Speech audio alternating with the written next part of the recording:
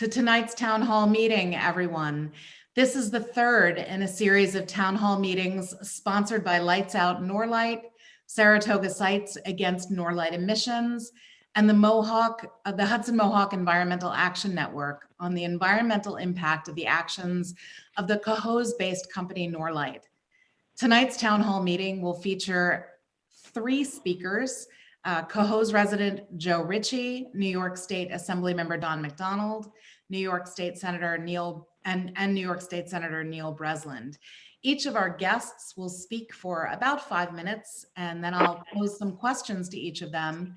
And then we're going to open it up for questions from the audience. We're going to try something different this time. For the last two town halls that we sponsored, we moderated the questions. So you all submitted questions and I asked them. Tonight, we're going to unmute everyone for the event, and you'll be able to ask your question that way. Where is this coming from? If this doesn't work and it becomes a little bit too unwieldy, we'll mute everyone again and then find a way for you to indicate that you have a question. What would make it really easy, a lot easier for us tonight, is if people mute themselves if they're not speaking. So go ahead and mute yourself so that we can reduce the amount of background noise that we have. And then if you want to speak, just unmute yourself. Again, if this doesn't work, we'll have to find a different way. If you're watching us on Facebook, you can ask a question there and someone will send me those questions. Before we begin, I'd like to acknowledge the Mohican people. It is with gratitude and humility that we acknowledge that the Sanctuary for Independent Media resides on the ancestral homelands of the Mohican people, who are indigenous people of the lands of New York. Despite tremendous hardships and being forced from their lands, today their community resides in Wisconsin and is known as the Stockbridge-Muncie community. We pay honor and respect to their ancestors, past and present, as we commit to building a more inclusive and equitable space for all. For those of you not yet familiar with the Sanctuary, we are a nonprofit community organization based in North Central Troy, just across the river from the Norlite incinerator. We operate a block-wide campus of activities. If we weren't in the midst of a pandemic, we would be sitting in the Sanctuary for Independent Media, our headquarters that doubles as a telecommunications facility and performance venue, where we host speakers, independent film screenings, and live music. It's also home to 2 recording studios for our community radio station, WOOC 105.3 FM. We host a volunteer-driven nightly news and public affairs show called the Hudson Mohawk Magazine, which is how I first got involved there. We also run a variety of youth programs, operate Colored City Growers, our urban gardens, and bring all of our activities out into Freedom Square, our outdoors performance venue. This spring, we are thrilled to be opening the doors to our newest building on the block, the Nature Lab Urban Environmental Education Center, which will house a community science lab. We do so much, and we document everything. You can see it all if you visit Sanctuary TV, our YouTube channel, which has more than 50,000 subscribers from all over the world. All right, so with those opening words and with all of your cooperation with mute seeming to work really well, let's begin. I'd like to introduce Joe Ritchie as our first speaker. Joe is a student at Syracuse University, a resident of Saratoga Sites, and a lifelong community advocate following the issues surrounding Norlite for several years. Joe, why don't you start us off? Hi, everyone. Thanks for having me again. I think this is a really great time to open up the dialogue and to really speak about the issues at hand here. So just a little bit more about myself. You know, I'm a full-time Syracuse University student. I'm a citizen of this earth, and I really love the planet and everything that's involved with it. I've lived at Saratoga Sites for 20 years. It's been my home. Cohoes has been my home. I love it. But I really just want this issue to be done with so we can focus on the other issues at hand. So we're here today to discuss the McDonald-Breslin bill, which would ban HFBluff incineration at the facility at Norlite because they were found to be illegally burning the substance for 2 years. And we're here to discuss this bill and also to discuss the humanized impact of this problem. You might see a bill and you say, okay, well, what does that mean? Well, I'll tell you what the bill means. The bill means that it will give people who live in this area a chance at clean air that we haven't had in the past 50 years. It'll give us a chance to actually raise our children without thinking about these horrible chemicals being burnt. It'll give us a chance to possibly have snow that's white instead of snow that's black. And it'll also give us a chance to really live the lives that we want to live. There's so many issues going on in this particular area, including environmental justice. We have 70 families who live at the Saratoga site's public housing complex. One of those families is mine, a single mother, really trying to help support myself, my younger brother, my grandmother who is in failing health, and also her own self, her own well-being. And every time a new opportunity comes up and discusses, a chance to leave, it's extraordinarily hard to leave because of the financial circumstances. Yes, my mom does have a college degree, but my mom also has debt. She has just problems that everyday Americans have, and it's unfortunate. And a lot of people ask, well, Joe, you've lived there for 20 years. Why haven't you moved? It's the issue of gentrification. And we can't leave because everywhere else is extraordinarily expensive.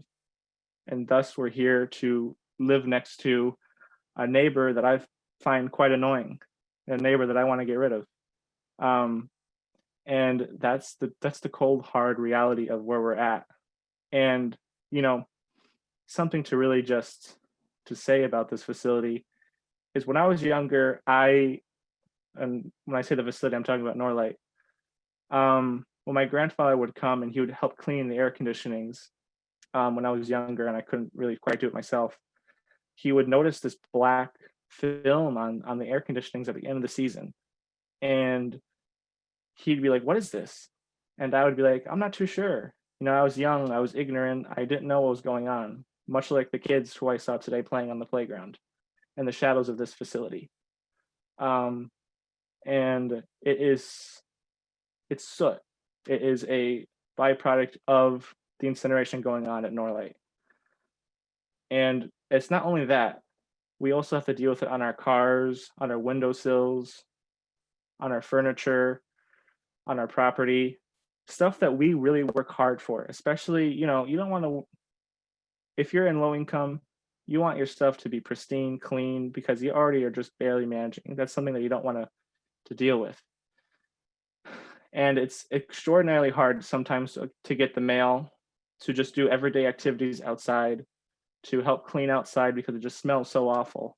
You don't want to be out there that long. So I think this whole Norlite issue stems much larger and much farther from this bill.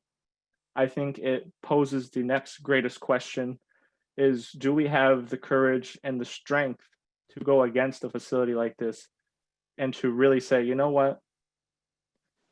This facility has been burning here for 50 years. It has caused people to get sick.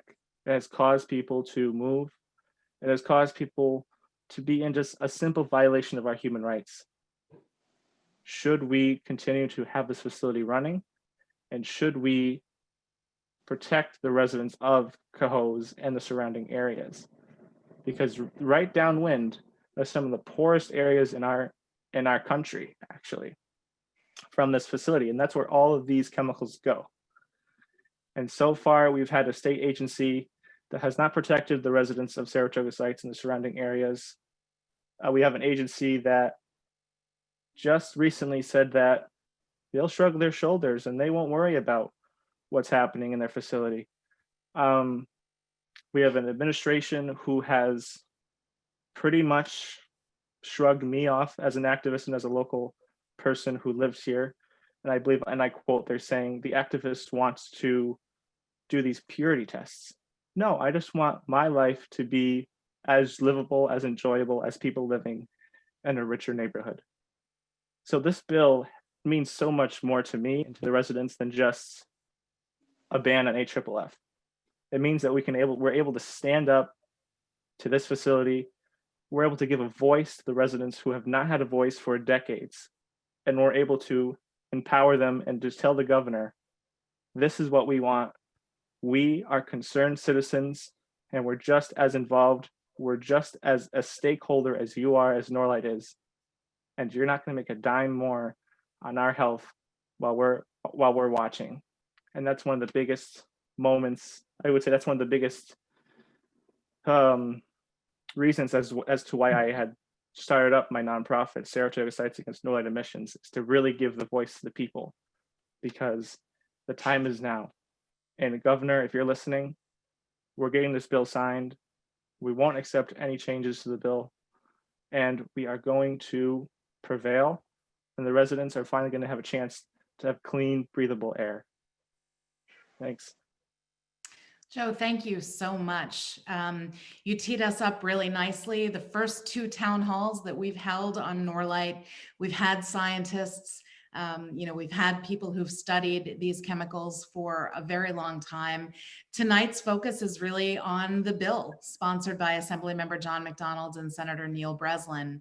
The bill is A995 S7880. It would prohibit the incineration of aqueous film-forming foam, what's called AFFF, a firefighting foam containing per- and polyfluoroalkyl substances, or PFAS. The bill passed unanimously in both the Senate and the Assembly this spring, and despite repeated calls from the community to sign the bill, the governor had not indicated whether or not he would, or when he would sign it. We now know, based on reporting out yesterday from city and state, that the governor is seeking a series of what are called chapter amendments to the bill that would weaken it.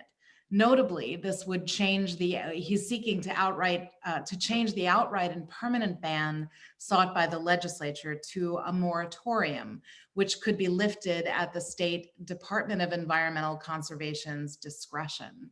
I want to note here that we did ask the Commissioner of the Department of Environmental Conservation to join us this evening, Commissioner Basil Seggos. We had some questions for him and he declined that invitation. Basically the reporting out from city and the state shows that the governor's desire to retain authority over future burning of these chemicals is really rooted in a disagreement between the state environmental agency and some researchers over whether incineration is a safe disposal method for these chemicals. In fact, our last two town hall meetings, we featured researchers who explained in detail why incineration is not the way to dispose of these chemicals safely. The article is worth reading, and I believe that we have posted it, or we will shortly post it now in the chat box along with the bill numbers. But I want to highlight just one piece that I found particularly interesting and that I wanted to ask the commissioner about. Comments reported by city and state from the DEC's on-site monitor at Norlite, Joe Hattersback, who basically said, because we've been doing this for decades, it must be safe. As though science doesn't show us every day what we could be doing to be better stewards of the environment and better caretakers of community health. I have so many questions for our panelists about this recent reporting, but I'm gonna give Assemblymember McDonald and Senator Breslin a chance to address this topic, the recent reporting, and tell us what they know. So I'm going to introduce John McDonald next. John T. McDonald III is serving his fourth term and on his way to serve his fifth term in the New York State Assembly, representing the 108th Assembly District, which consists of parts of Albany, Rensselaer, and Saratoga counties. His district includes Cohoes, his hometown, where he previously served as mayor for 13 years, as well as sections of Albany, Troy, and other surrounding communities. A lifelong resident of Cohoes, Assemblymember McDonald is a practicing pharmacist and president of Mara's Pharmacy, which has served the community for more than 80 years. As mayor of the city of Cohoes, Assemblymember McDonald focused on financial accountability, improved quality of life, and expanding economic opportunity. His aggressive agenda led to the city of Cohoes population growing by more than 8%, which was the first population increase for the city of Cohoes since 1930. You can see why Assemblymember McDonald is the champion of this bill. Assemblymember McDonald, I'm going to turn it over to you. Well, good evening, Corinne, and good evening to everybody. Of course, my colleague, Senator Breslin, and dear friend. And it's good to see our county legislator in that area, Bill Ricard. And I see Colleen Williams representing our congressman there as well. And good evening to everybody for joining us. Thank you for joining us.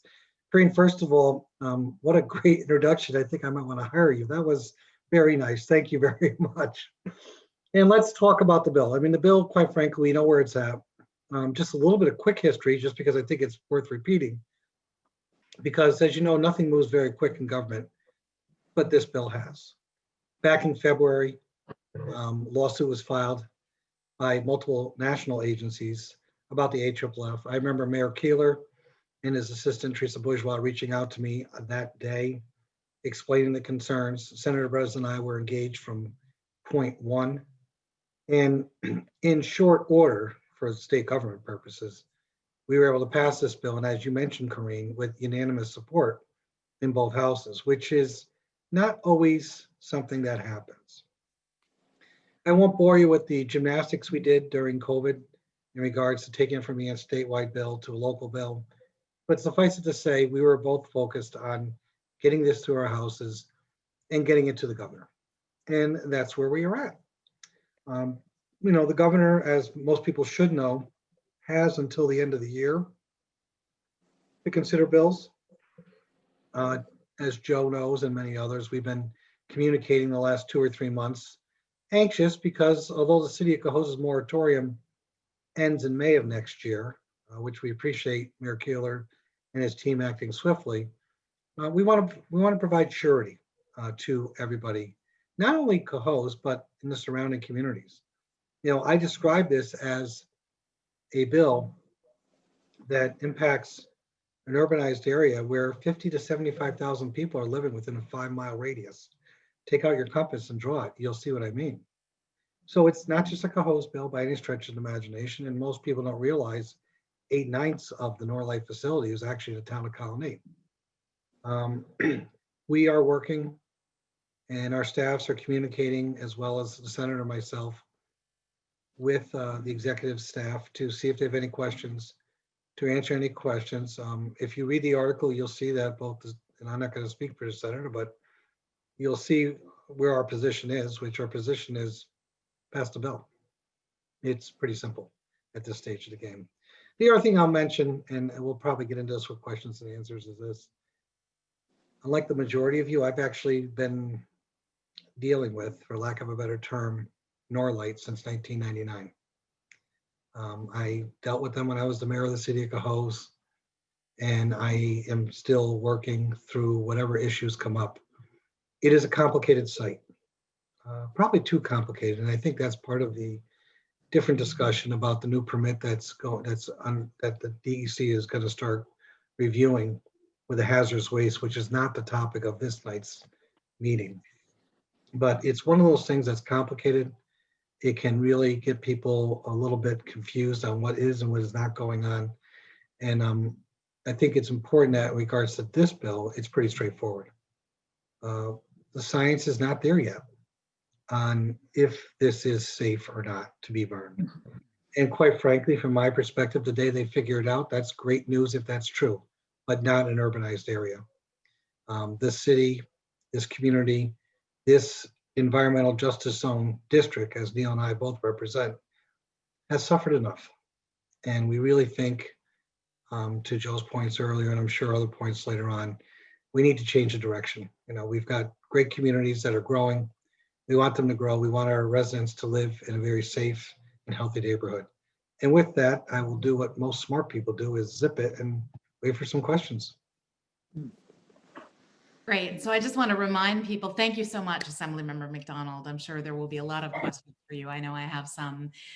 Just to remind people who are tuning in here, you can ask questions in the chat box. You can ask questions on Facebook Live, or when we open it up to the audience, you can unmute yourself and ask a question. And if it gets too unruly at that point, we'll have to revisit, but we're going to try to open it up to as many audience questions as we can tonight. So let me turn it over now to Senator Neil Breslin.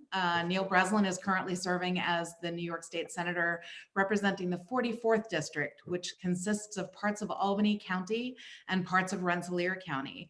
Senator Breslin is a lifelong resident of Albany. He's been a community leader for many years. His involvement in civic and social areas in Albany includes 15 years as a board member of Arbor House, a residence facility for women in need. He's served as the president of Arbor House. He's been an attorney for St. Anne's Institute in Albany and has performed work for Hospitality House, the International Center, and Hope House, a drug treatment facility. Senator Breslin currently serves as the co-chair of the Legislative Ethics Commission and is a member of the Legislative Commission on Rural Resources. In recognition of his dedication and commitment, Senator Breslin has received awards from numerous organizations, far too numerous for me to read them all off, but including the Environmental Planning Lobby, the Capital Area Council of Churches, the Upper Hudson Planned Parenthood, the New York State Bar Association, the American Civil Liberties Union, and the Robert F. Kennedy Democratic Club, the Profiles in Courage Award, as I said, among many others. So I am honored to have you here tonight, Senator, and I'm going to turn it over to you for some comments and reaction. Thank you very much. Thank you for the introduction. I go along with John McDonald that we should both leave after our introductions because it'll go downhill from there.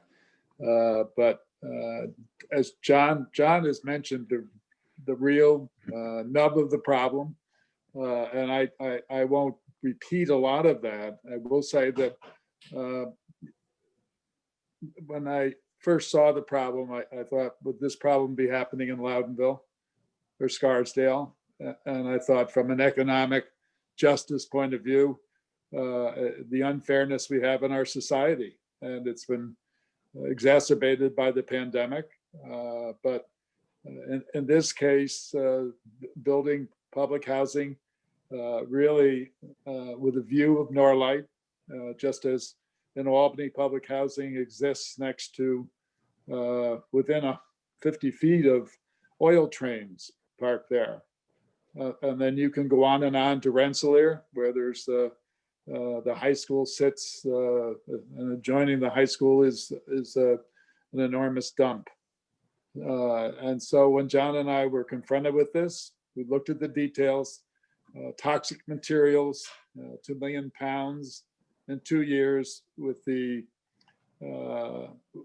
resolutions of the issues of whether it's hurtful or not hurtful not having been solved.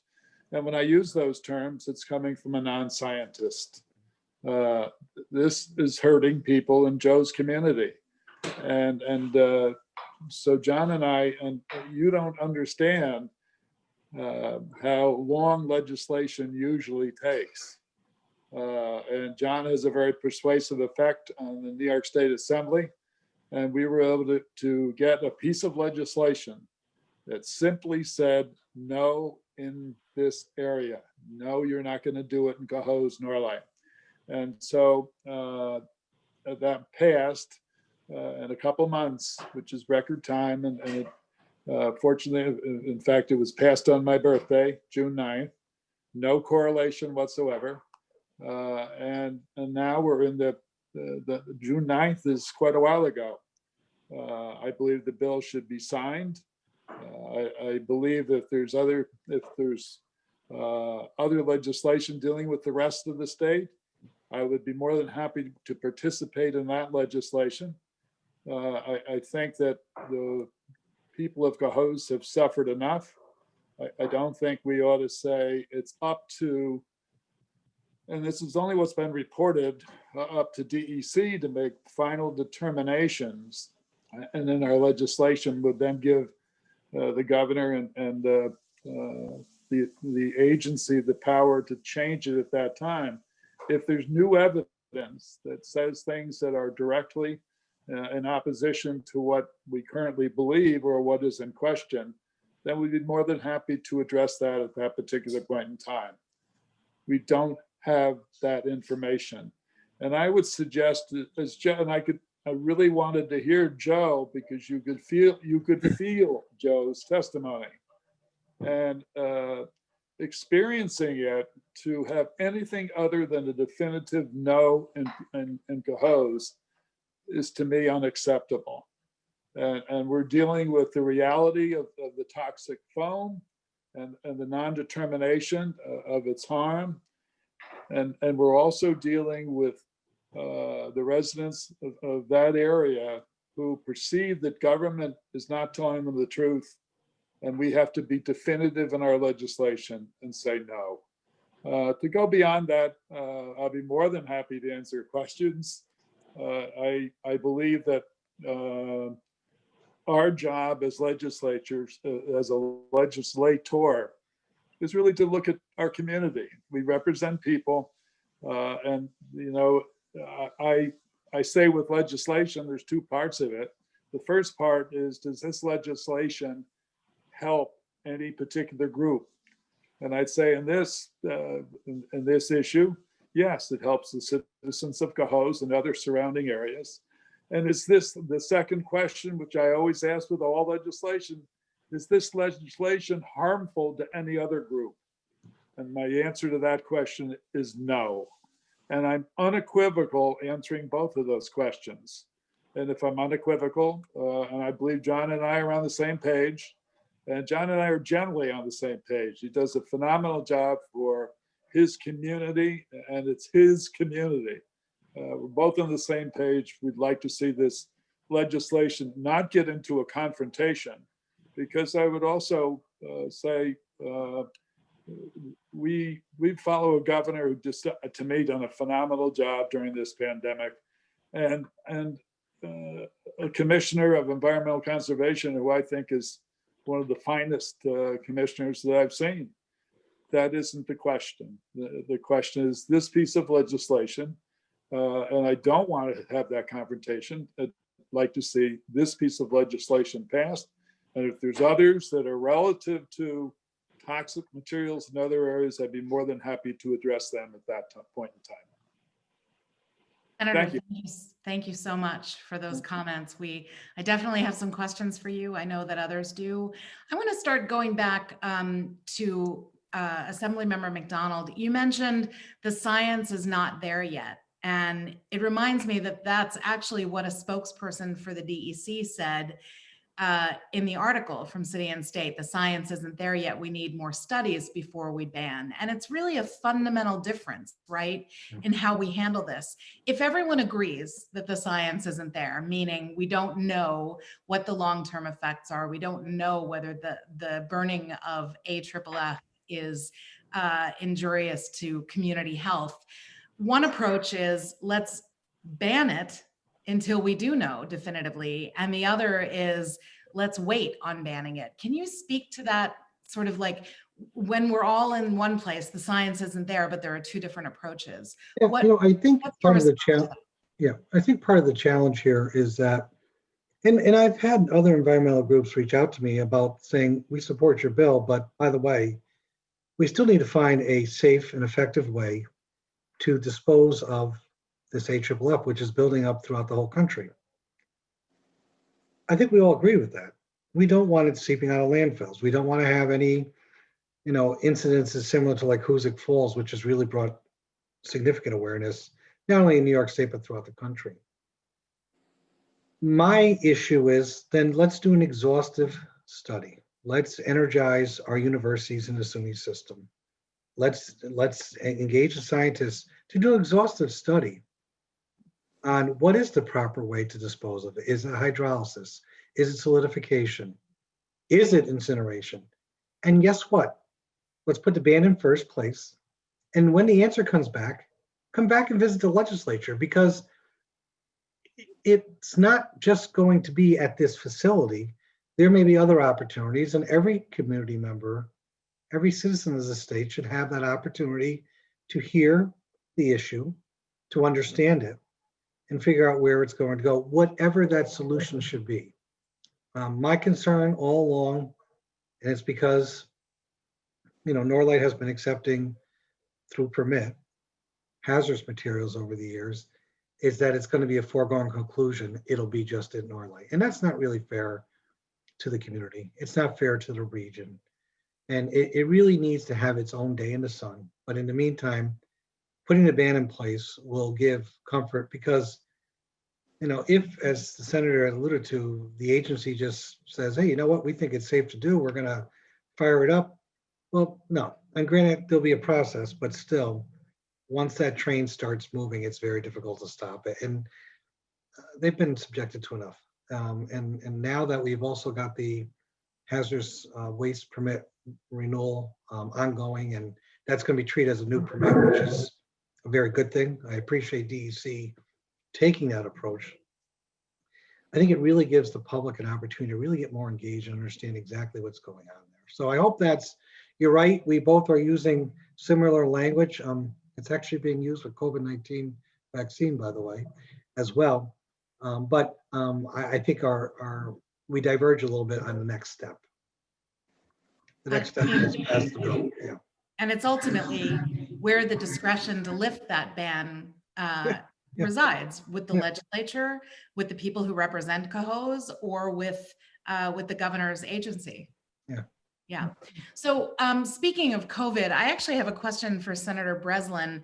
Norlite is in the northern part of your Senate district. It's an environmental justice area designated by the New York State Department of Environmental Conservation. And you have numerous examples of environmental racism in your district. Sadly, we know that COVID-19 affects people of color more than others. Can you talk about the environmental equity issues that inspired you to introduce this particular bill? I don't know. It just visiting the area, it just seemed so similar to when John and I visited down in southern Albany, and when there were oil tankers next to subsidized housing. And I could go on and on and on.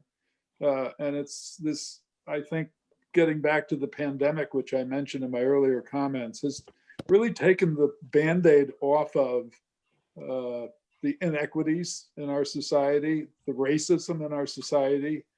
And I use racism as I was just recently named the national chairman of a study of racism in the insurance industry.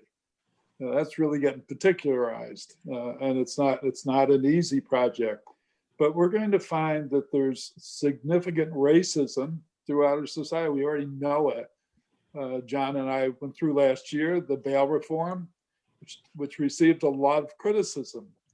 But being a lawyer, I've seen that racism for a long period of time.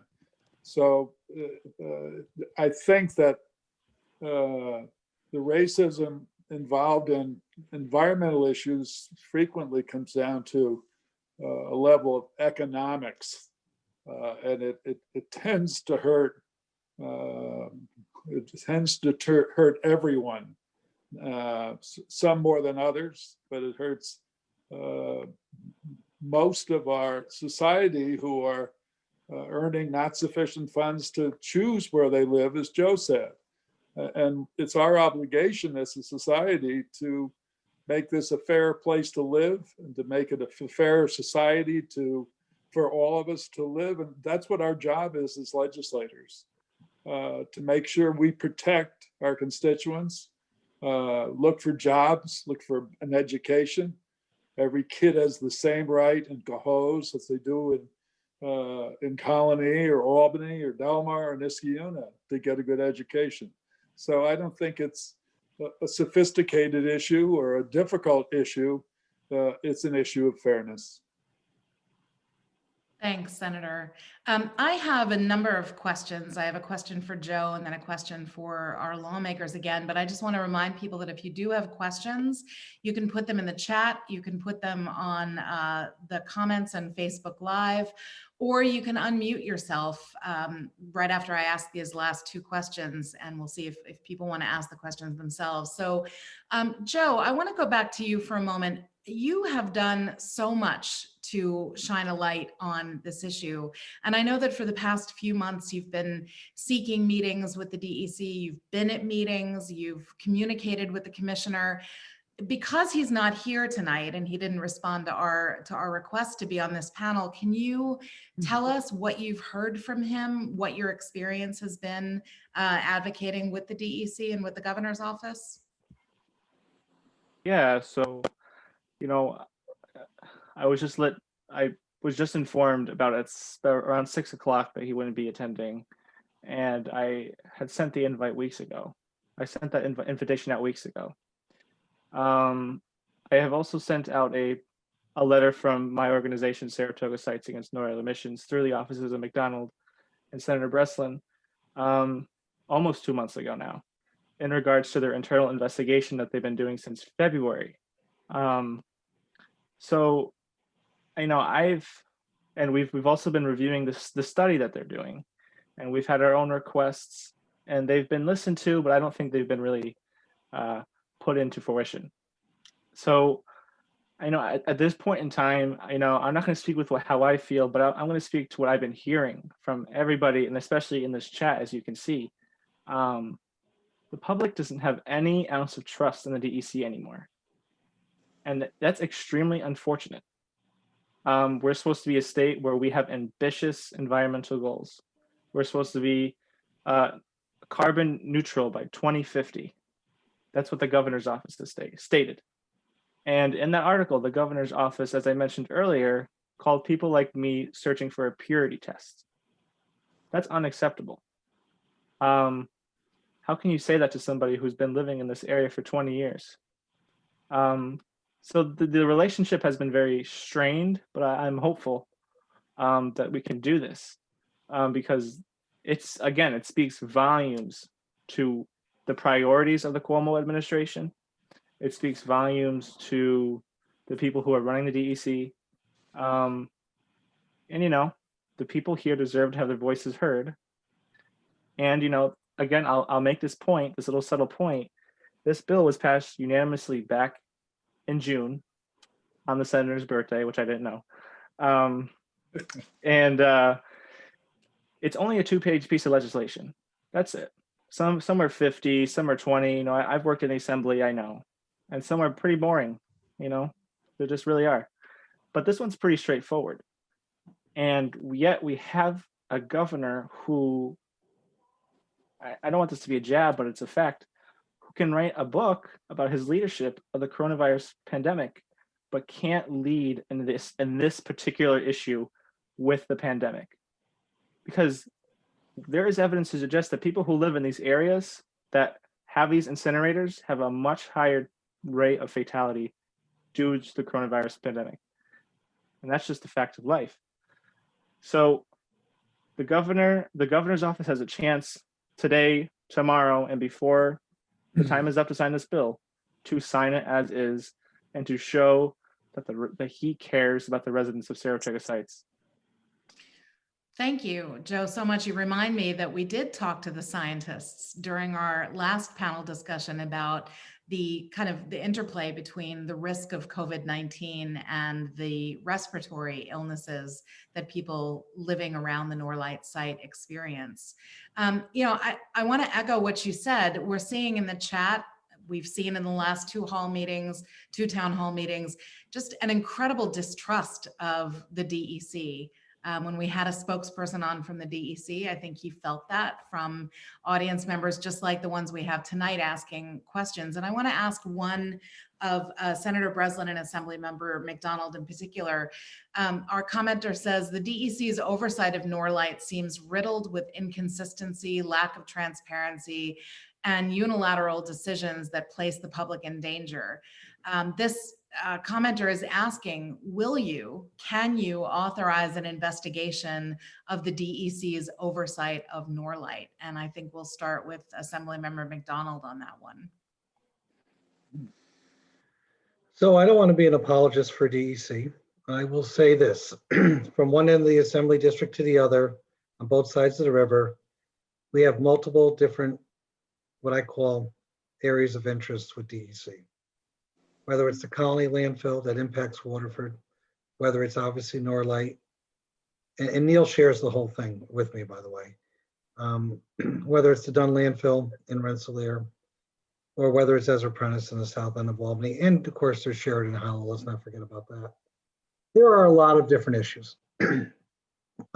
Overall, in my 8 years in the Assembly, my 13 years as City of Cohoes Mayor, I found DEC to be very professional and responsive in the majority of the issues we deal with. Sometimes it takes time.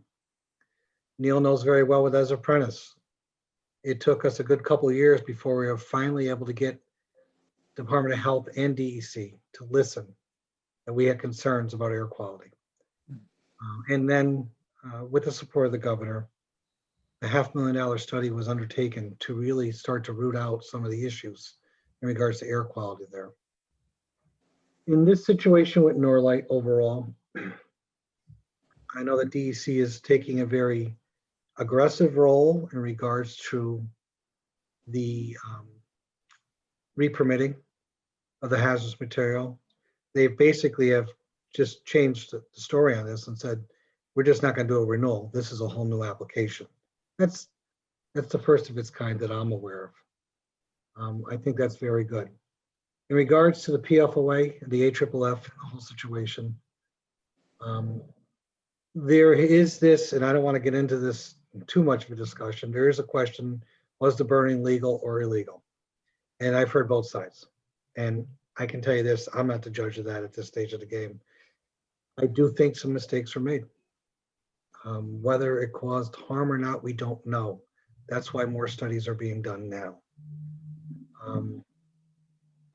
The commissioner is a real gentleman. He's a person I have a lot of faith in. Both the senator and I had conversations with him over the weekend because of the story. He has committed that he will do everything to get us the answers that we need. So whether we have to launch an investigation or whether we get the answers remains to be determined. But I do have faith in the commissioner. And I will say this, DEC, I mentioned Norlite's a complicated agency. DEC is too. I do believe that there are individuals in that agency that really do believe that incineration is the way to go for the environment as a whole and for the public as a whole. I'm not saying I agree with them. I'm just telling you I believe there are people who believe that. And they may or may not live in our community. I don't know the answer to that question. That's fine and dandy. But as I've said before, and I'll repeat it again, even if it's proven to be able to be incinerated safely and not cause any human or animal ill by any stretch of imagination, both short-term and long-term, go find a remote area to do it. I don't think these urbanized areas, these environmental justice zones, need to be saddled with any more challenges than they already have. You mentioned about the link to COVID-19 that the senator answered and answered properly. I'm a healthcare professional. I have been serving the citizens of Saratoga sites since 1985. I know the issues. And some are environmental, some are genetic. But the reality is we never, back in the 50s, should allow public housing to go outside the site of a mine quarry. I mean, you talk about the soot. The reality is the soot in most situations is because of the activity of the quarry, not of the burning. But quite frankly, if I'm Joe, it doesn't matter. It's soot, it's dirty. It means the air is not clean. And these residents have struggled, and it just cannot continue like that. We need to make changes. And yes, we need to make sure that DEC is engaged and also accountable. Thank you, Assemblymember McDonald, for that diplomatic answer.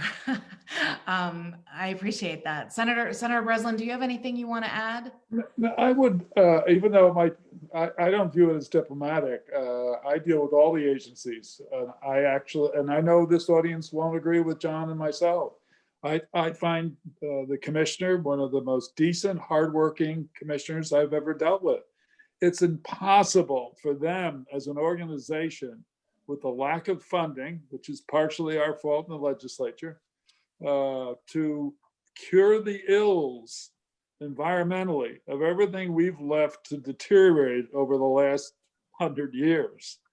You're dealing with water, every possible problem. All of us remember when I saw the comments of that, which I did not like, and I think was a mistake, that guy who was the monitor at Norlite, the comments he made, just, I was aghast, but I haven't heard them confirmed. I read them in an article, but I mean, he was suggesting it wasn't any big deal. That's like saying in 1970, well, the guy only smokes 3 packs a day.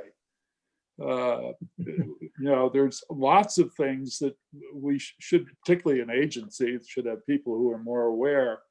But we those of us who are a little older in the crowd, I remember companies, trucking companies, that when they just changed the oil in their trucks, they go into a bay in their garage, and the oil that was in their vehicle disappeared, went into the ground.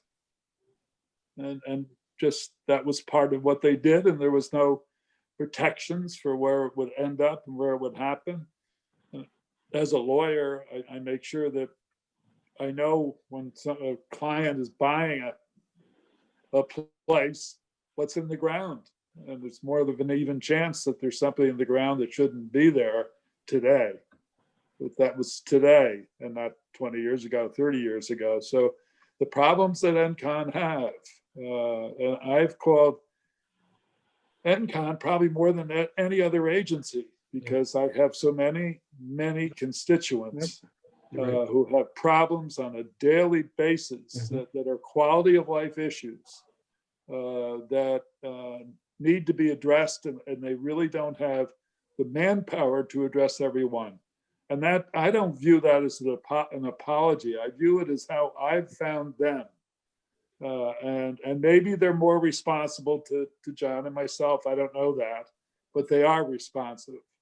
And I think probably John and I both have tempers, and that's one reason they are, but they've been very responsive. And so hopefully we'll get through this, and we'll get through this without with the governor signing this legislation, which I think is critically important to the constituents, the people in the city of Cohoes and other areas where the wind blows.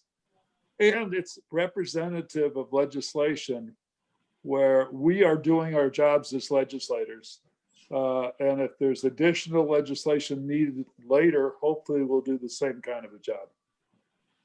Thank you, Senator. I want to open it up to questions from the audience, but I've noticed that a number of people in the chat have been asking pretty much the same question, and it's for Assemblymember McDonald and Senator Breslin. If the governor vetoes the Norlite bill, can you work to get the legislature to override that veto? Do you have the votes, given the fact that the bill was passed unanimously? And also, if you can at the same time address, what can people be doing at this point? I mean, there are folks in the chat that have said, we've called the governor's office, nobody ever picks up the phone. What's effective? So 2 questions. Can you override the veto if he vetoes it?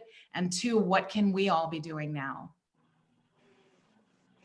Can we override the veto? Well, there was a possibility with these recent elections. We were relatively confident that the Senate would join the Assembly in both being able to have super majorities, which meant we'd have sufficient numbers to override the governor. It appears as though the Senate has fallen a little bit short of that. Frequently, when it gets to overriding a veto, it gets like politics does. The other side says, no, we're not going to help you do that. It doesn't mean that John and I won't, if that situation occurs, that won't be in the discussion. I'm just pessimistic. And the last time there was a veto of the governor, I believe was Pataki like 15 years ago, when both sides were upset enough that the vetoes were virtually unanimous, but they were on budgetary issues. So, and it's to, John and I will go back to the drawing board immediately. And with the moratorium still in existence in Cohoes, we have a teeny bit of time. Go back to the drawing board and introduce and get together with the governor's office, get together with NCON. We will not accept no for an answer. You mean you'll not accept the chapter amendments? I don't think the chapter amendments are sufficiently protective of the citizens in Cohoes. And I think it leaves too much flexibility for bad things to happen. And I think if there's evidence later that's produced that it has no harm and the evidence is conclusive scientifically, we'll be like Dr. Fauci, and we'll be willing to listen. But that should be and change, and then have new legislation that's more permissive, rather than being told that you don't have any part in that. Our job is to protect our citizens, and I believe we're doing that with this legislation, and it should be signed. Assemblymember McDonald, do you have anything you want to add? Well, I'll add a couple things. One, first of all, it'd be unfortunate that we would have to be discussing a veto override. To be honest with you, the governor has really had a strong record overall on the environment. So I think it's an opportunity for him to build on that strong record. Going back 2 or 3 months ago, when folks were starting to push, I said, listen, we're not out of COVID yet, so let's give him a little bit of breathing room. Give his staff a little breathing room. We've now had enough breathing room. It's time to move and get the bill done. I really don't want to. I really don't want to be discussing this bill next year, to be honest with you. I really don't. I would think that the time is now to address this bill. I think it'd be a great item before Thanksgiving for everybody. I think it'd be an ideal thing, and I think that's the best position we should take right now. Veto overrides, of course, every legislator, as much as they want to wake up every day thinking, I've got the bill. This is an important bill. And the only discussions that I've been really involved with is whether there should be a local bill or a statewide bill. Now, currently, there's no other known facility that I'm aware of that's burning this material. So if you ask about chapter amendments, they want to make it statewide, have at it, just because I know Cohoes is in the state. That's what I'm concerned about right now. So that's all I have to say. Okay, thank you. Can I just add something, Corinne? Yeah, sure. Joe, It was go ahead. just to give a little bit more context on just the on-site monitor and like the comments he's made. I'm just going to read it directly from the article, just so people have a little bit more of a context. So it says the DEC's on-site monitor at the Norlite kiln, Joe's Hattersback, expressed skepticism towards environmentalists.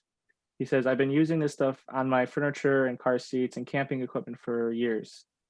It's a lot of like things in the environment. We all use them for decades until someone decides to spotlight them. This stuff isn't new. It's around for 60 to 7 years. It's kind of hard to burn it when all of a sudden it becomes a celebratory cause of every environmentalist. This guy, as far as I'm concerned, he's still at Norlite as we speak. I've asked the DEC, what's his position? Does he still have his job? I mean, does he still, have a position at the DEC? And I'm not sure if the assembly member knows or the state senator knows, but in my eyes, this guy should not be anywhere near this facility anymore, or even in the agency itself. He's been here for 15 years, and I don't think he's been doing a good job. And it's time for maybe somebody new to come in. We'll see. But at this moment, I think he's still over there. And I want to know, should he be fired because of these statements, for this lack of protection. He's supposed to be a watchdog. Instead, I think he's being a lapdog. But that's just, again, that's not what I feel. It's just what I hear from every single person I've talked to about this issue. And it is something that I think really needs to be brought up, because you need to have equal communication within the whole line. And I know it's difficult, but the accountability still needs to be there. And it's very hard to have known about this issue if we didn't have these lawsuits brought up. So what if these lawsuits were never brought up? We would have never known this issue would happen. And they would have kept burning this stuff until it was completely gone. That 2 million pounds could have been to 10 million pounds. Who knows? Joe, thank you for that. I want to open it up for some questions. I just want some clarification from our sanctuary folks. Are we ending at 8 or 9? I thought I was rushing because I thought we were ending at 8. It's Maybe scheduled to go to 9, I think. Go to 9. Okay. Well, fantastic. Perfect. Because there are so many questions in the chat box. I want to see if anyone wants to unmute themselves and ask a question. If not, I'm going to pick another one to ask. Or maybe we should just ask the assembly member and the senator. Is there something that the two of you can? Ask a question, but are you unmuted now, Bonnie? I am. Oh, great. Okay, actually, I have a few questions I've written down. One is, can Senator Breslin and Assemblyman McDonald actually ask Governor Cuomo why he hasn't signed it? Well, It doesn't usually work that way. it doesn't work that way. I mean, just to put things in proper perspective, there's probably between 300 to 500 bills the governor has to deal with. If he had to talk to all the legislators, Okay, they'd never get addressed. So okay, that, all right. Also, somebody, I think it was Joe, said that people here need to have their voices heard. And that is very true. But what's really sad is we're talking to each other, you know? So how do we get our voices heard? I did attempt to contact several times, and Joe, I cannot remember his name. Remember that man? What's his name again? At Cuomo? Yes, it was Assemblymember McDonald and I, we had met with him, Ali Zaidi. Right. Yes. And he never responded. He just, and I was told that he was the one to contact with questions about why Governor Cuomo, what is his reason for not signing it. He just plain old never responded, and I even left him phone messages. So what are we supposed to do to get answers? Keep doing what you're doing. I know that John and I are out just about every night. I'm in my office every day, and I take phone calls, and I know John takes phone calls because I talk to him every day. And there's a lot of people with problems. A lot of people over the last number of months with obviously with losing their jobs, losing, being sick, and what their benefits are. And so we've had to reposition ourselves to become authorities on that. And there'll be some new crises coming up. But I think it's not only to speak to each other, but to write letters, call the governor's office, call the senator's office, look for the committees that are involved. And the squeaky wheel does get the grease. Did you just say work for the committees? Did you just say that? Work for the what? Oh, I'm sorry. My husband was grinding coffee. I couldn't hear you. Right. Okay. I'll take a cup of black. he meant reach out to the committees. That's what he meant. Yeah. Okay.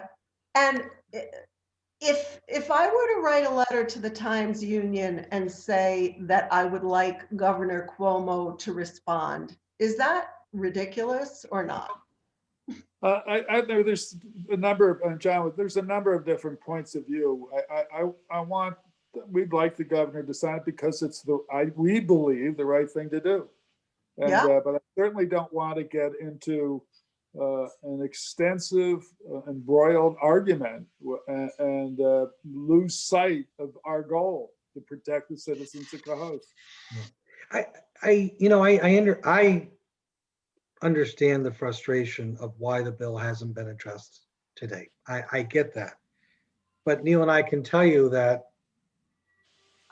we're not panicked at this stage of the game because the process is slow. It just is slow. And it's not a signal that things are going to be great or things are going to be bad. It's just the process is slow. They usually like to address the environmental bills, and there's many of them at the same time. That's when the staffs get together for the Assembly and the Senate and the Executive, and they hash things out. And geez, we got a concern about this one. We might want to change a comma on this one. But I think to answer your question, Bonnie, communication to the governor's office is fine. You want to write a letter to the editor, I wouldn't focus on the fact that no one has called you back, because No, that's not going to change things. But you want to advocate your support for why you think it's important. We still have freedom of speech in this country, and we never discourage anybody from exercising it.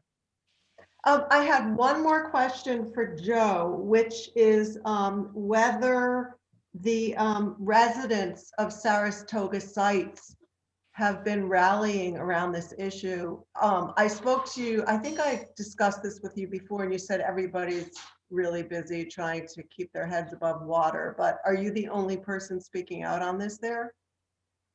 I'm working with quite a few people actually, and we're really focusing on the issues. And I'm also working with the Housing Authority to really figure out a solution to get the residents out of Saratoga sites. And I think that's going into fruition. It's just, again, it's taking forever because it's a governmental agency we're talking about. But there are people here that are becoming more and more involved. And especially now that I'm home for the semester, I'm going to definitely be boots on the ground once everything is settled. So it's not going to, the support is just going to increase from here. Bonnie, I can tell you personally, I know the residents very well down there. They're engaged, they're involved, they're concerned. Joe's absolutely right. And maybe they're not standing out in front on Saratoga Street every day, waving banners and things like that, but they are involved in many aspects. Yeah, I think a lot of what Joe said about his personal experience with, with the soot and with everything else, that would really be an effective letter from lots of different people who live there to the Times Union, saying their personal experiences, All right, anyway, I'm done. I don't know how to mute myself. Oh, there it goes. Great. Thank you so much, Bonnie. Do we have another question? Does someone want to unmute themselves and ask another question? If not, I have another one teed up. So hi, so I'm unmuted now. I do have the question in the chat box, but I thought, I'll just share my voice with the world. My question in particular has been one of history, which has been, if DEC does fine them a bunch, and what has happened in the past has typically been that they've ended up selling to somebody else. What do you do after that? I think that's a question for Assemblymember McDonald. Tyler, can you repeat? In other words, are you fearful of the fact that if Norlite decides to sell to somebody else, that the history goes away? Because that's not the case. No. I'm wondering in particular, the history doesn't go away, but that seems to be a way that people are just like, oh, it's dangerous, let's give it to somebody else. Well, first of all, they just invested, and I know Teresa from the city of Cohoes could correct me if I'm wrong, they just invested millions of dollars in upgrading those kilns to meet the new EPA standards for emissions. They are not going to just give it away, first of all. I can tell you that right off the bat. Norlite, to my knowledge of 21 years, has only been sold once. It was bought back in the 50s or 60s by a family. They sold it to Tredevi, which is an international company, retained the name of Norlite, of course. And that was probably back in 2006 or 7, I think, maybe 2008. I can't remember the exact. So I don't know if they're going to sell it, to be honest with you. I think they're significantly invested in this. We could have a discussion about their past history and whether it's safe or not. But, you know, I always remind folks that, you know, here's I call it a necessary evil, right? 30, 40 years ago, as Neil was alluding to, people wouldn't think anything of taking hazardous materials and pouring in the lawn or pouring it down the drain and going into our systems. And that's why environmental laws were put into place. And that's why there was restrictions put on auto mechanics and what they did with their oil. And this is why these items are now brought into Cohoes because of the kilns. And that's where they are burned, right, wrong, or indifferent. It's a safer mechanism than what was going on in our communities all the time. All you need to do is look in the 5 cities Neil and I represent. We've got more than our fair share of brownfields and areas that have definitely suffered. So I don't think, to answer your question, that they're just going to give it away. If they sell it, it's buyer beware. They've got one heck of a you know, they got some challenges that they're pursuing. Yeah, it was sold once again before that in 1995, and it was almost shut down for about 4 months. Yeah. But in my next question is just I'm kind of curious what would be the options to put this, as the governor typically likes, in the budget. This, Neil, I don't know, you want to defer? I don't think that this doesn't belong in the budget. This is No, I don't think, no. I really don't think that it would be in the budget. It should be addressed. There might be,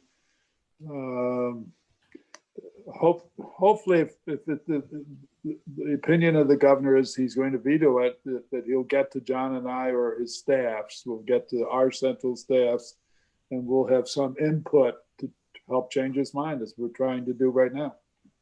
Yeah, I just want to remind folks that the bill passed unanimously. So it is, you know, it's ready to be sent to the governor's desk. Normally, as Assemblymember McDonald mentioned, they batch bills in you know, according to subject area. And so it may not be so unusual that it's taking him this long. One of the questions that was raised in the chat is there a possibility for this bill to become law if the governor does nothing?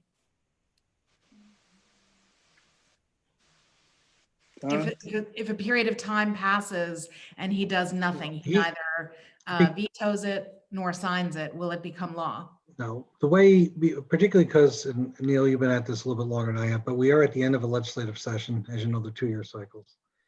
And basically, if the governor doesn't act on it by the first week of January, I believe it becomes a pocket veto, which means that he didn't veto it outright, but the lack of action means it's vetoed. Right. But Also, still, at the end of the day, for those who are worried, if that happens, then, you know, the governor still has vetoed the bill. He just didn't veto it affirmatively. He did it by lack of action. I'd like to dispel anyone's point of view that you believe something passing unanimously always gets signed into law. I have had several which I believe to be very important bills for the state of New York that have passed unanimously and have been vetoed. And I took every one of them personally. I don't think it helped me taking it personally, but you live to fight the next day, and you hopefully change people's point of view the next day. Thank you for that. Other questions? Does anyone else want to unmute themselves and ask a question? So we have one question in the chat. Someone who attended a webinar on Eurofin. I'm not familiar with what Eurofin is, but apparently it's one of the primary testing organizations for PFAS detection. And this person asked if there were blood tests available to check for PFAS in the human body, and Eurofin said that there were. This commenter is asking, would you publicly call for testing of people at Saratoga sites and surrounding neighborhoods. And he's bringing up the Hoosick Falls situation where the Cuomo administration he said it's, quoting this questioner, dragged its feet for 18 months on the same issue in Hoosick Falls. When tests were eventually administered, they found high PFOA levels in the blood of children in Hoosick Falls. So this question is sort of likening the situation in Hoosick Falls to, to the folks surrounding Norlite. Would you call for testing for PFAS? I think that both John and I would go back to the respective committees that do that specifically, the environmental issues, and give that, present it to them, and have them give us information for us to formulate a decision on whether we would advocate for a particular kind of treatment. And but I don't think I'm not capable of giving you an answer to that question tonight. Our organization has actually reached out to DEC and the Department of Health, and this has been addressed before. And the Department of Health has said, until this study comes out that DEC is doing, they're not going to do any kind of testing because there's no evidence to suggest that inhalation through breathing is bad for your health. Otherwise, like, they have evidence for drinking, but they don't know anything about inhalation. So it's really reliant on the study that we've been focusing on here. Right. So, and just to reiterate Joe's point, one of the many outcomes of the efforts that have been put forward by Joe and the community and the advocates is to do more extensive studying to find out what the concentrations are in the soil. It is important for everybody to know the distinction that obviously in Hoosick Falls, what was drank for several years versus what's inhaled. There's not really been evolved science to tie those two together, but it's something we need to do. And let's see where these studies come back with, first of all. When do you predict that the study might come back? Do you have any idea? Neil, I think if I remember correctly, we were at the event with Mayor Kaler back in September. I would think it's going to be before the end of the year, if not sooner. I would hope so. Yep, that's our goal. Okay, so we've got a question from Diana Abadi. Would you like to unmute yourself, Diana? I think I'm unmuted. Basically, I just wanted to point out that there is evidence, in fact, very significant evidence reported in peer-reviewed journals that inhalation is a significant method of exposure for PFAS. When you think about the lungs represent a large surface area in the body, and all of the blood, of course, is oxygenated there. So if you inhale ambient air that has PFAS, it actually does enter the body. And there are studies in Taiwan and other parts in Europe, and they look at asthma rates associated with inhalation and PFAS. So in fact, on the lecture today from Eurofins Test America, that's the same laboratory that the DEC has a contract with for the soil samples. I asked the question and she did confirm that ambient exposure is a significant exposure. You can get the same comments from the T. Chan School of Public Health at Harvard and other notable scientists. So I just want to point out, when the DEC says they don't say that, it doesn't make any sense. Physiologically, it doesn't make any sense for them to say that. And we've tried to educate them regarding that. Our scientist group that has 2 MDs and 2 PhDs. So I just don't know what to say. I just don't want that myth to be continued, that we don't know if inhalation is a source of PFAS exposure, because it is. Thank you. And I just wanted to just add on to that, Diana's point, which she's been working with us, and I'm really grateful for her help, is that we have all these experts come in, and the DEC has their opinion and we have ours. And it's just, it never mixes well. And we have to find a solution, a compromise to where both our experts and their experts can come together and say, you know what, it makes sense. Because just going through a living environment, if you inhale, whatever you inhale gets diffused into your blood. How does that make any sense if you're drinking and if you're inhaling? But there needs to be a much better communication and a lot better cooperation between our group and their group, because when we tell them something, they're like, okay, but then I don't feel like they actually take what we say and put it into their practices.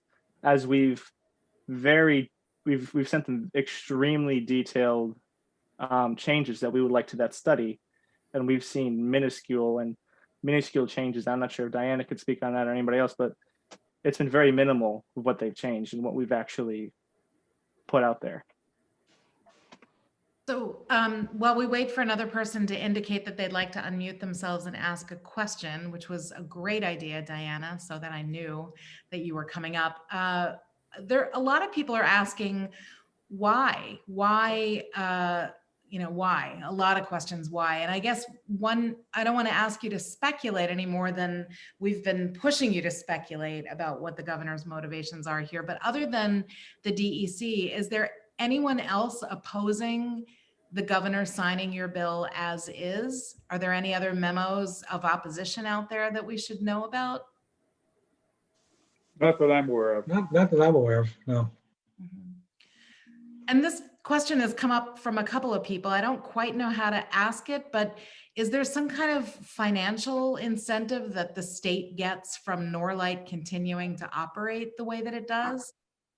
Is this a revenue matter? Like, is there a financial incentive for the governor to? No. hold on to this? Well, I am sure there is some kind of tax associated with it that the state picks up when the items are transported to a facility. It's not just Norlite for hazardous material. But that's not going to make or break in this situation. Right. I still think the outstanding issue is there is a school of thought amongst some, which I think is becoming a minority, that they don't want to rule this out as an option. The only way they're ever going to find out is if they test it, when they run test burns. That's why they don't want to do this. They don't want the ban, they want the moratorium so they can do test burns. I mean, that's just common sense. Anybody can figure that out. So I think that's where they're at with it. I get it. Once again, I do worry. I worry more about getting the bill passed, to be very clear. But I do worry about, how do we avert the next Hoosick Falls? And that's an important issue that we all should be concerned about. But that's why I think we should rally behind, doing a statewide study. If New York State wants to take this on as their mantle, if the department really wants to do this, that's fine. Pass the bill as is, and then examine all the options. That's the only fair thing to do, because regardless of what the options are going to be, it's going to impact a community someplace in the state. And let the legislature as a whole address this, just like it's already done with this bill. Senator, do you have anything to add? No, I would agree totally with John. I just don't like the testing to be at the expense of the citizens of Cohoes. Correct. It just has to be some other place that doesn't, and then another place not affecting the same kind of population. Yeah. There should be adequate testing that doesn't harm anyone else to come up with a resolution. So another common question that's coming up in the chat is, what can we do? And let me just break this out a little bit. There are folks who are saying, we don't live in the Cohoes area. We may not even live in the district. What can we do to support you, Joe? And then other questions for the senator and for the assembly member of, we've talked on these town halls before, send emails, make phone calls to the governor's office, write letters to the editor. What else can people be doing to push the governor to sign this bill, to get him to hear all of the voices that are calling for him to sign the bill? So I guess first, Senator and Assembly Member, can you tell people what the best advocacy is that they could be doing at this point? I don't, after all these years, I'm not positive what's the best. Personal contact to me is the best. If I see someone, I then have them talk to me about an issue. I'm better able to understand it. But we receive letters, we receive postcards, which postcards aren't a big deal for me. And letters to the editor are good, because when you see them and they affect you, you're probably more responsive because so many other people read it at the same time. But there's no magic in any one of them. I think John and I are doing everything we can. I think your organization, Joe, you're doing everything you can too. And John and I have learned not to take it, well, I still haven't learned not to take it personally, and I don't think you have either, John. But it's to keep plugging and to make sure we don't get down, and to make sure that we reach home plate successfully. You said personal contact is the most effective. Where does the governor hang out? Where can we find him? When he's representing millions and millions and millions of people, it's very difficult. John and I rarely see the governor. Rarely see him. It isn't, so it's very difficult, but he's got an excellent staff. And we in the Assembly and the Senate, there's both environmental staffs that do an excellent job. We try to resolve each problem as it comes along, and hopefully we'll get to the end of this one.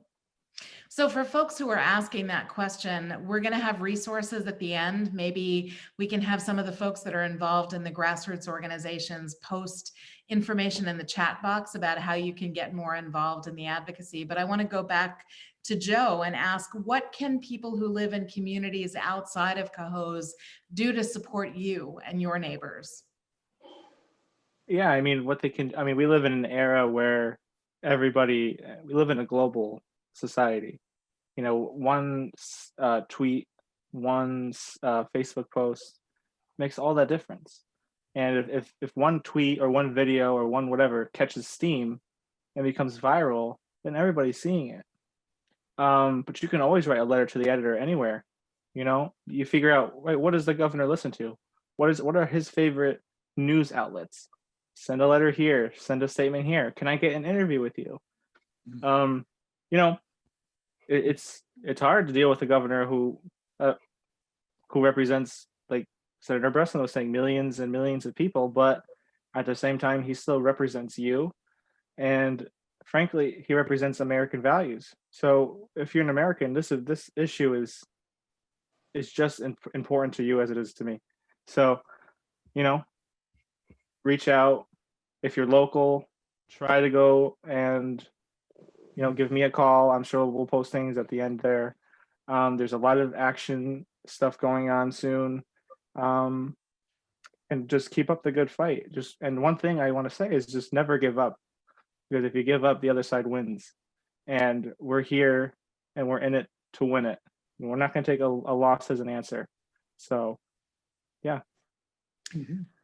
Some folks in the chat are asking how the public can possibly understand the chemistry involved with incineration. And what I would recommend for those of you who are just joining for the first time one of these town halls, these groups have done an excellent job bringing scientists in to do a chemistry 101 on what these chemicals are and what the studies say. So I would encourage you to visit the Sanctuary's website where you can see recordings from the first two town halls.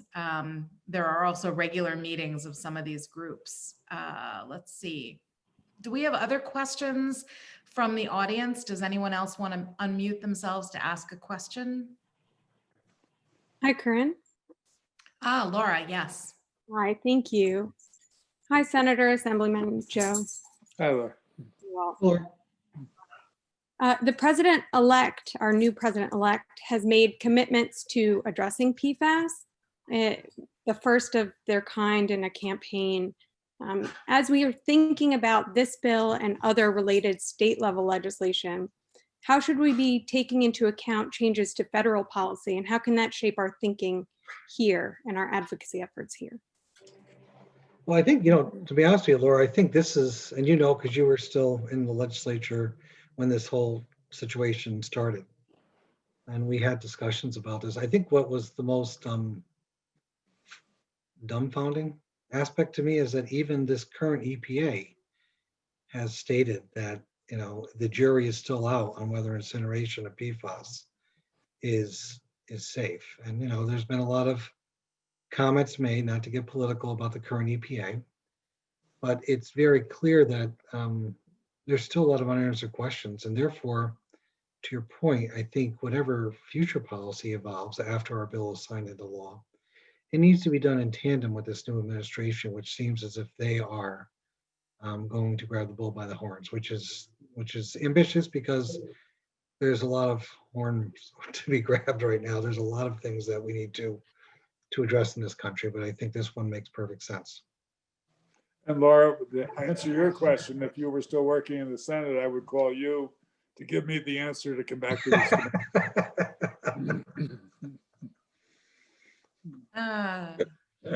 That's beautiful. Good answer. Yeah. Laura, thank you for that question. Do we have others who'd like to unmute themselves and ask a question? I wanted to point out something that actually was reiterated to me by the DEC, especially if you live locally, especially around Norlite. If you see an issue with Norlite, if you smell anything, if you have any concerns, I think Alexis just posted down there, please email them because they want a record of everything that's going on. And it's so important. They really want that database so that they could go back and review it. So if you're in the area and you smell something funny, even if you're just driving by, it's right there and you can send in your requests or concerns.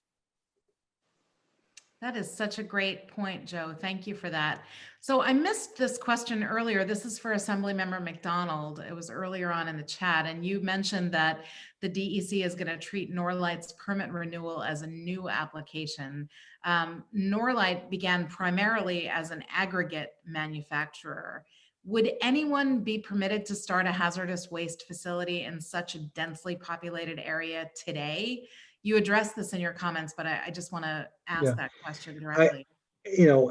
That's a very good question. I don't know if the environmental conservation law allows that right now. I just don't know. I think, like anything else, time is an ally. We learn a lot, right? You go back here in the capital region 5 years ago, there weren't too many people who knew what PFAS was at all. We are very much aware. And, as I was reading my chief of staff had sent some articles to me yesterday about PFAS in other countries and how, finally other countries are starting to catch on. Over time, people start to realize that what we thought was safe is not, and we need to make changes. I don't know at this stage of the game, if a new facility would be permitted. It should not be permitted, but as many of you know, Senator Breslin and I, in another hotspot in our area, have legislation that speaks to construction debris facility in Rensselaer, the Dunn landfill.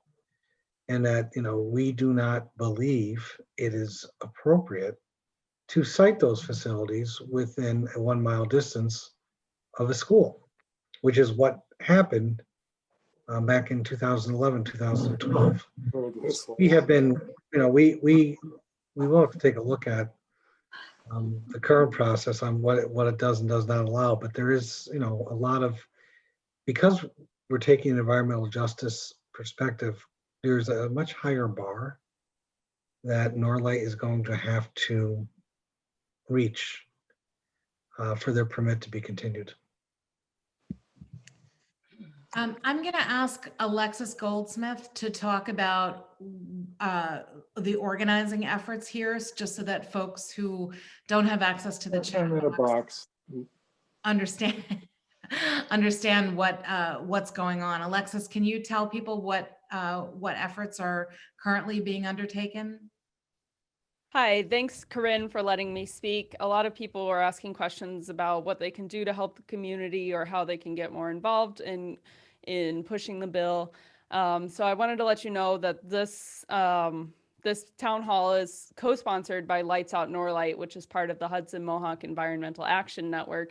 And I have some information that Lights Out Norlite wanted me to share. The first is we want to encourage everyone to call the governor and make your opinion known about the bill. And you can call the governor's office if you have a pen and paper, and I put it in the chat several times, between 9 a.m. and 5 p.m. at 866-946-1451. Again, call the governor's office between 9 a.m. to 5 p.m. at 866-946-1451. Lights Out Norlite has a Facebook community at facebook.com/lightsoutnorlite, where you can stay up to date on news and events related to Norlite. Again, that's facebook.com/lightsoutnorlite. They also have a website. It's norlite.org. And you can email them at norlite@hmean.org. That's norlite@hmean.org. And I've also been asked to cordially invite everyone on this call who is interested in Lights Out Norlite to attend their next regular meeting, which is online on Zoom. And the next meeting is tomorrow, Wednesday, November 11th at 7 p.m. And to get the link to join that meeting, email Lights Out Norlite at norlite@hmean.org. And hold on, I've got a couple more things. So on Thursday, Lights Out Norlite and Extinction Rebellion Capital Region are co-hosting a socially distanced in-person rally at the Governor's Mansion at 138 Eagle Street. That's this Thursday at 4:30 p.m. at the Governor's Mansion at 138 Eagle Street to encourage Governor Cuomo to sign the bill. So anyone on this call is welcome to attend that as well. And again, just the number to call the governor is 866-946-1451. Thank you for that, Alexis. Alexis, can you put the information about the rally at the Governor's Mansion in the chat box and on Facebook as well? Yes, absolutely. Fantastic. Do we have anyone else who wants to unmute themselves and ask a question?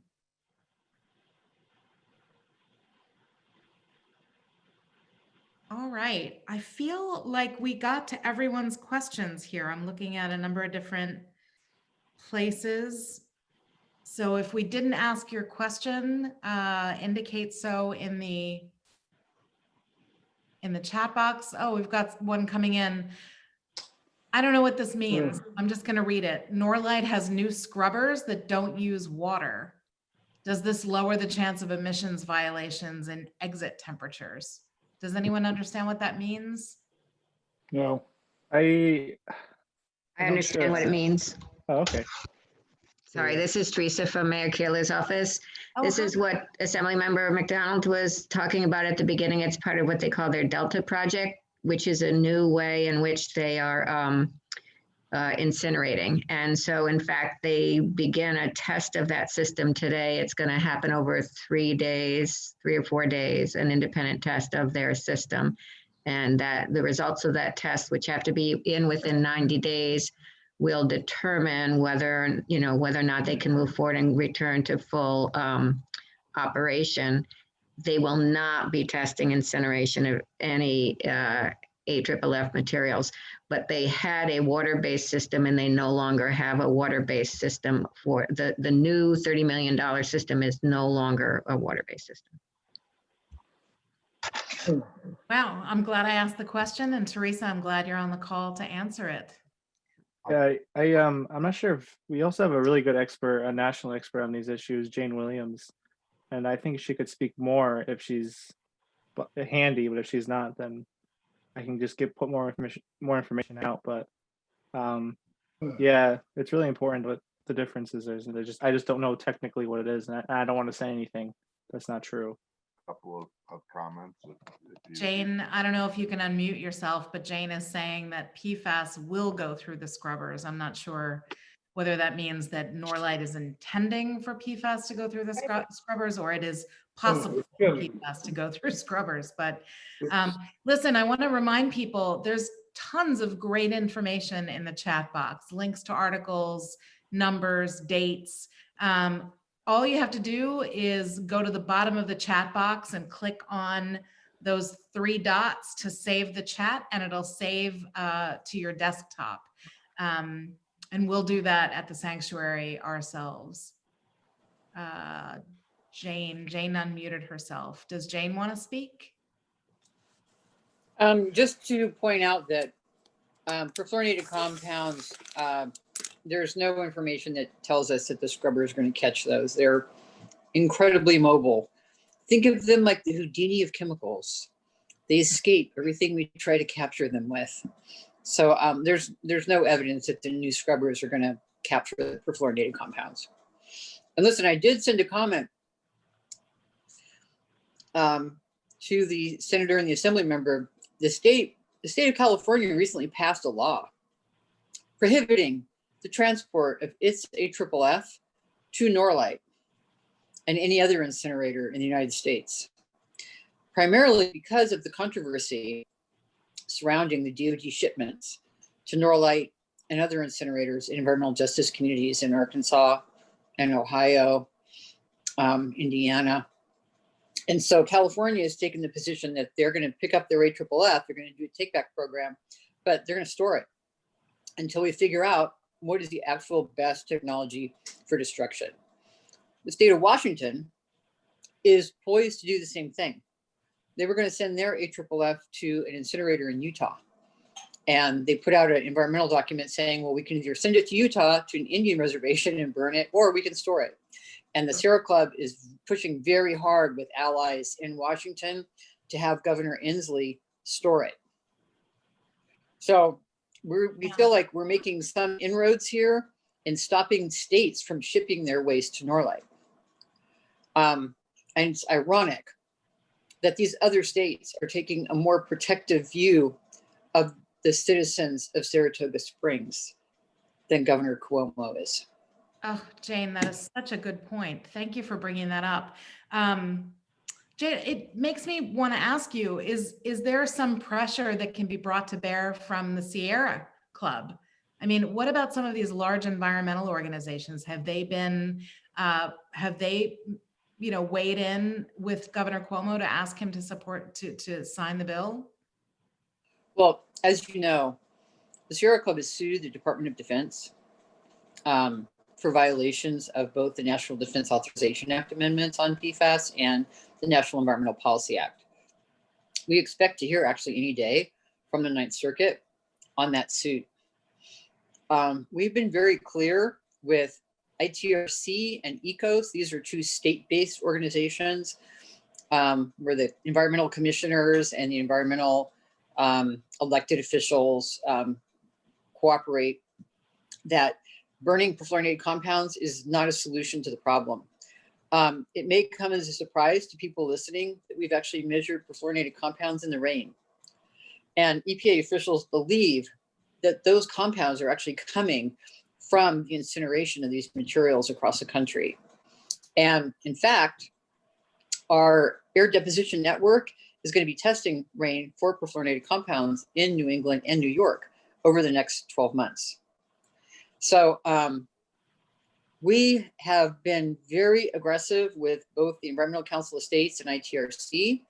They recently withdrew their guidance document advocating for the incineration of the chemicals and said, no, people should store them until we have a better idea of what's happening during incineration.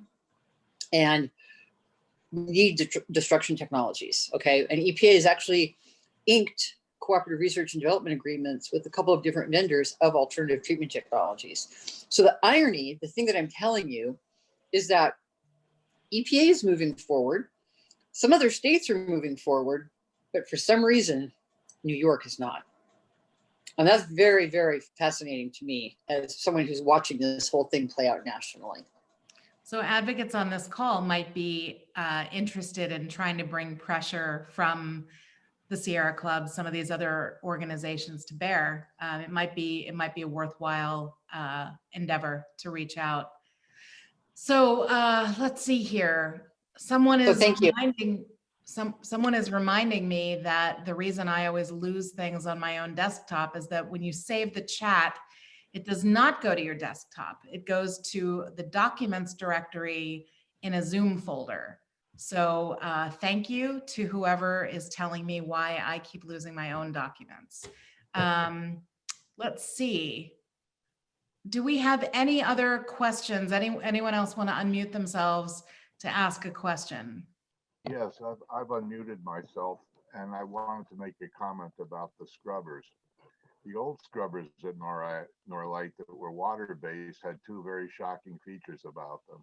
One was most of the time they were not run fully charged with solution to actually do the job of removing the hydrochloric acid and the particles.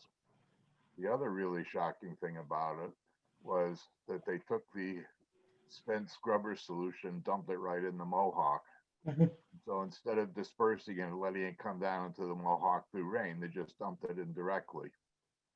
The new scrubber systems, which are basically solid state, but they do produce a sludge at the end of the process, might be able to, in fact, bring down the fluorine-based toxicity that would be generated from the burning of PFAS, but it'd bring it down as calcium fluoride plus a lot of hydrofluoric acid. And that, unfortunately, is not on the radar screen of the permit renewal process, which the DEC is currently stepping Norlite through. And it's pretty shocking that they're not keeping track of the fluorine-based toxicity, which is going to be generated whether they burn PFAS or not. The other thing that I think you want to might keep close track of is what are they going to do with the sludge from the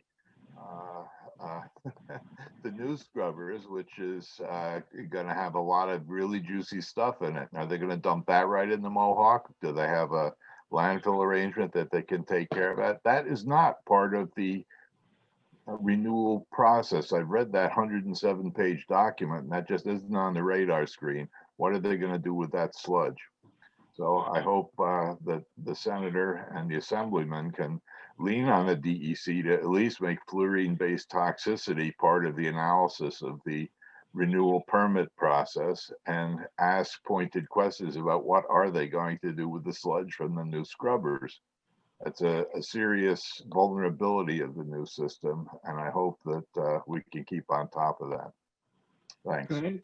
Can I just make a quick point here? You know, we're expected to trust Norlite to run these systems at 100% efficiency because that's what the tests are for.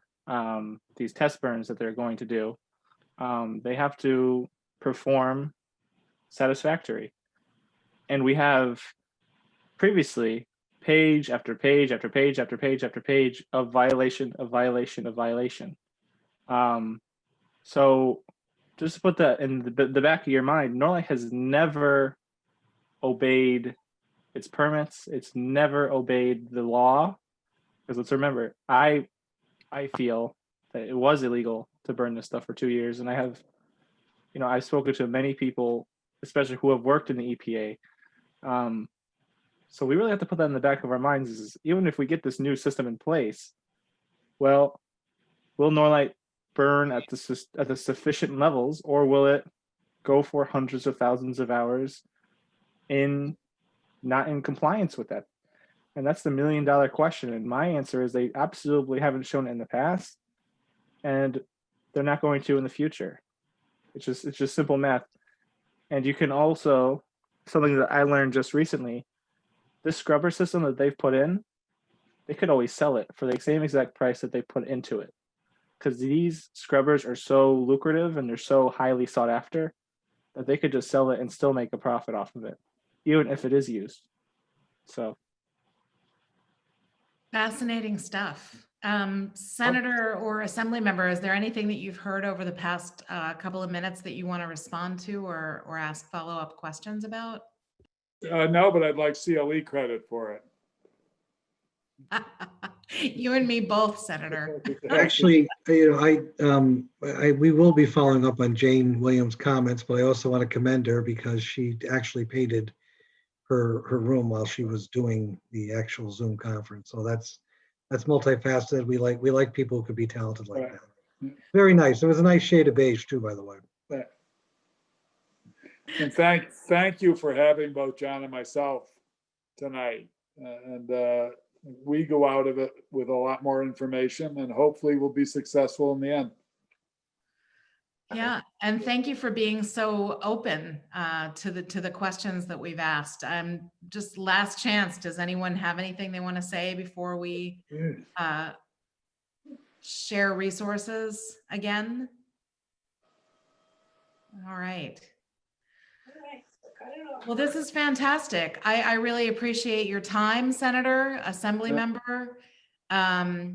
Really fantastic work. Thank you for keeping us up to date. And again, this is the third in a series of town halls that we have done, co-sponsored by Lights Out Norlite, Saratoga Sites Against Norlite Emissions, and the Hudson Mohawk Environmental Action Network. The last two town halls with a lot more science than we even heard today. You can see on the Sanctuary for Independent Media's website. And Alexis, do you want to close us out? Sure. I just want to thank everybody for coming. Corinne, an excellent job as always. You're so phenomenal. And thank you to all of our panelists tonight for taking this extra time in our evenings. So I'll let you all go. But again, Lights Out Norlite wants to invite everyone to their regular organizing meeting on Wednesday, November 11th at 7 p.m. It's on Zoom.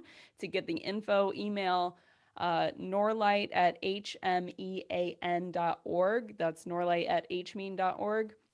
And they also have a Facebook page, facebook.com/lightsoutnorlite, where you can message them there.